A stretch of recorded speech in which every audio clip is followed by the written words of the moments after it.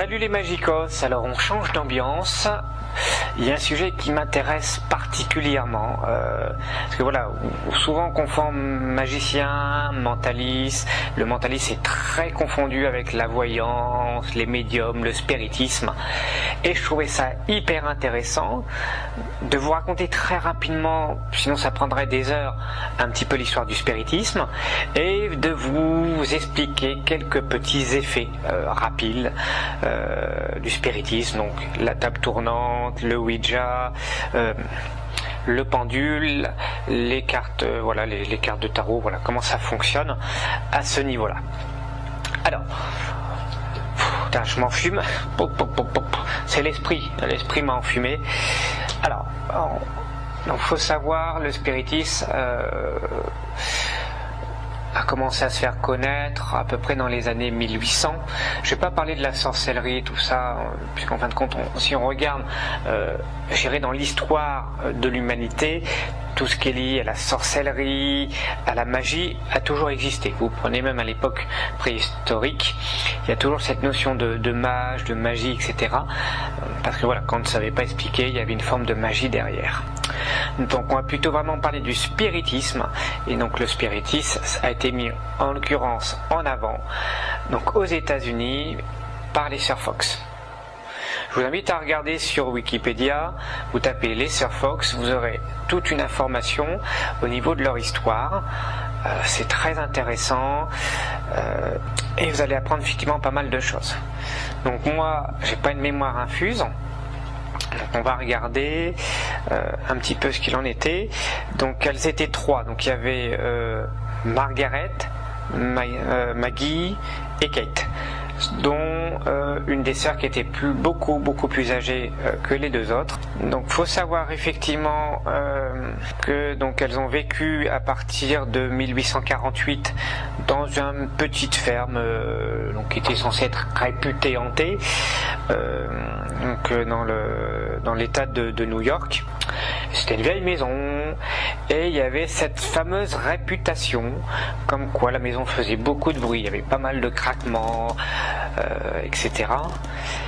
Et on estime voilà que ça a amusé les deux sœurs les plus jeunes, que ça les a amusées, et à un moment donné dans leur justification elles se sont amusées à dire bah tiens, qu'il y avait un esprit qui leur parlait, et donc cet esprit ils l'ont appelé donc en France split foot.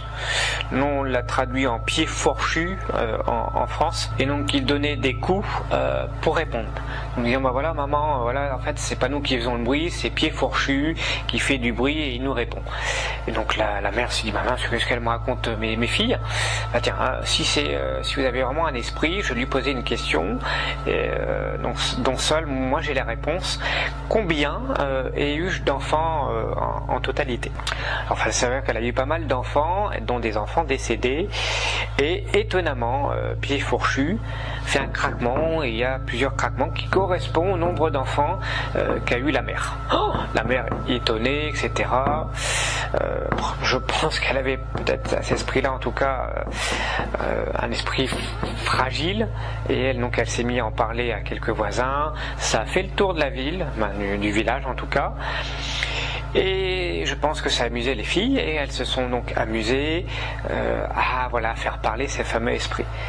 D'où la mise en place des fameuses tables tournantes. Les gens se réunissaient autour d'une table, comme celle-ci par exemple, et la table se mettait à bouger, à faire du bruit, à répondre. Donc les gens posaient les mains comme ceci, et elle posait différentes questions. C'était des séances qui prenaient longtemps, 1 heure, 2 heures, 3 heures, et à un moment donné l'esprit était présent et il se mettait à parler.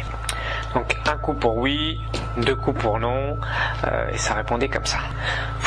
Et je pense que ça a mis même pas moins de 6 ans a priori pour que ça fasse le tour et qu'on se retrouve avec des millions, vraiment des millions de personnes qui étaient vraiment attirés, adeptes du spiritisme. Ça a tellement été mis en place que même en France, il y a eu effectivement un courant du spiritisme qui a été mis donc en avant donc par Alan Kardec. Donc Alan Kardec est le nom qu'il a eu à la suite une fois qu'il a mis en place donc le spiritisme. Donc on est 1857, quelqu'un qui donnait des cours, qui avait une bonne noblesse, quelqu'un qui avait de l'argent, et un jour on lui a proposé d'assister à une séance de table tournante.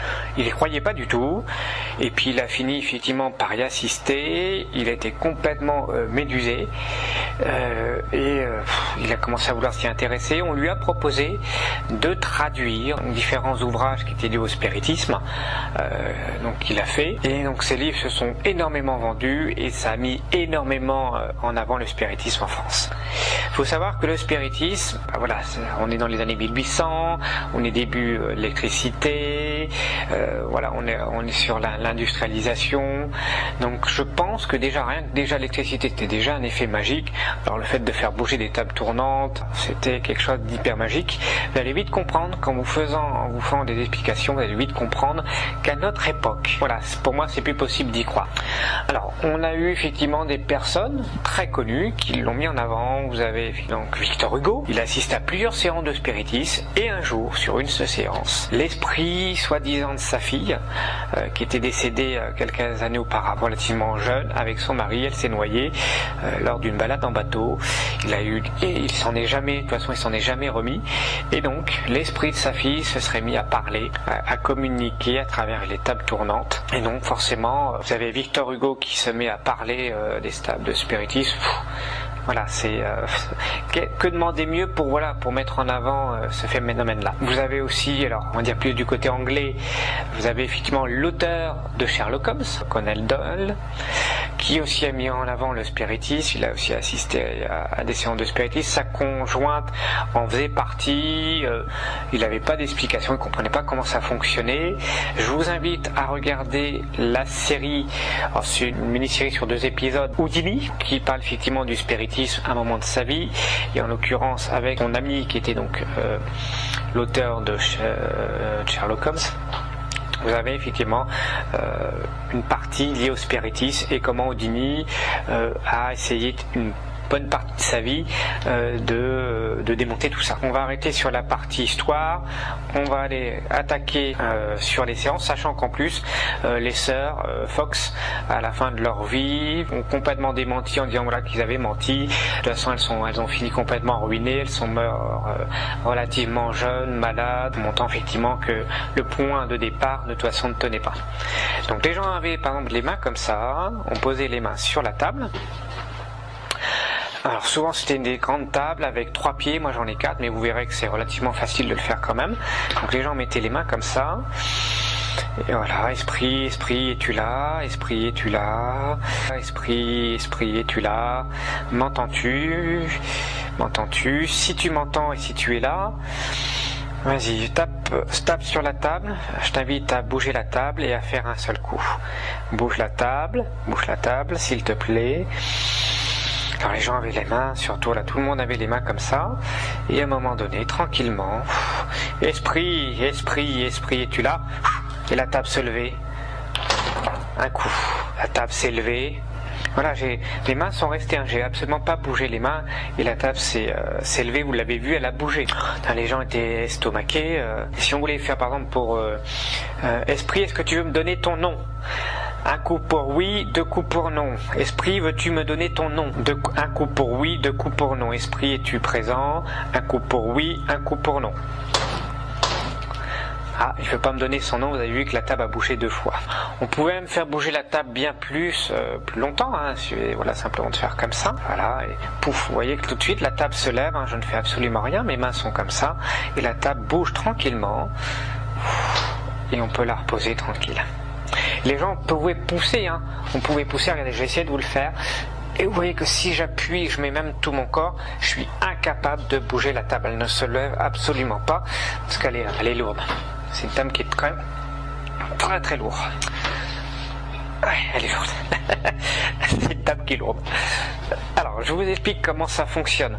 Juste terminé, on pouvait même faire, oui, même déplacer la table sur le côté, hein, ça fonctionne sans problème, même la faire venir vers les gens. Donc, on va le faire comme ça. Regardez, esprit, es-tu là? Si tu es là, s'il y a une personne sceptique sur, voilà, sur cette séance, je t'invite à te manifester contre cette personne. Manifeste-toi sur cette personne. Maintenant. Vous voyez que la table elle a complètement bougé sur le côté. Comment ça fonctionne? C'est en fin de compte très simple. Alors ça fonctionne très bien sur des pieds à trois pieds. Sur 4 c'est un petit peu plus difficile, mais ça fonctionne aussi. Et vous voyez que même sur une table lourde, franchement, c'est pas si compliqué que ça. Donc faut pas appuyer sur la table. Parce que vous appuyez, en fin de compte, vous allez donner une pression, elle va pas se soulever. Donc en fin de compte, il faut amener la table vers soi. Tout simplement. Et voilà, et c'est comme ça, regardez, juste en l'amenant comme ça, légèrement, effectivement à ce moment-là, elle va se soulever. Tout simplement. Voilà, et on relâche. Hop, et regardez, c'est très facile. Pour l'amener sur le côté, c'est simple, on va donner une pression sur la droite ou sur la gauche. Je peux l'amener et à ce moment-là, elle va se déplacer. Et pour pousser la table, il suffit simplement de la pousser vers soi. Et tac, étonnamment, comme elle tient que sur un pied ou deux, elle va tout de suite rapidement bouger. Un peu, voilà, on a un axe beaucoup plus important. Alors je peux pas le faire parce que j'ai pas beaucoup de place et puis je risque de faire du bruit chez les voisins. Mais vous avez compris le principe. Voilà, il suffit simplement de décaler les mains, donner une pression sur l'un sur l'autre et elle va tout de suite bouger énormément puisqu'elle tient plus que sur un pied ou deux. Donc ça, voilà, c'était comme ça qu'on faisait.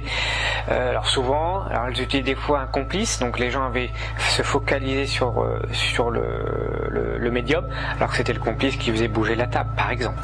Mais on voyait que même, voilà, si avec un petit peu de musculation et juste on peut pas, comme on fait pas de pression sur la table, qu'on amène simplement légèrement la table sur soi et que ça la soulève rapidement, c'était indétectable à l'époque.